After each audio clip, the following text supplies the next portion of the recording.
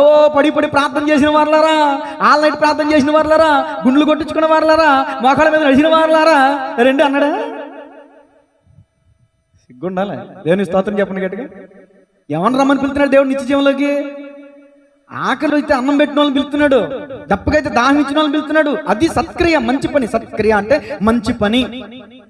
దేవుడు నిన్ను ఎందుకు నిర్మించాడంటే నువ్వు ఇతరులకి ఉపయోగకరంగా, ఒక మాదిరికరంగా ఇతరులకి సహాయం చేసే వాడిగా నువ్వు ఉంటావని దేవుడు నిన్ను ఆశపడి ఏరి కోరి అగ్నిలోంచి కొందరు లాగినట్టు నశించిపోతున్న నిన్ను చేపట్టుకుని లాగి నిన్ను రక్షించి నిన్ను నిలబెట్టి నిన్ను అభిషేకించి నిన్ను వాడుకుంటుంటే నీ స్వార్థం కోసం భక్తి చేస్తున్నాం అంటే ఏమనాలి? స్వార్థపూరితమైన భక్తి అండి ఈరోజు ప్రపంచం అంతా కూడా.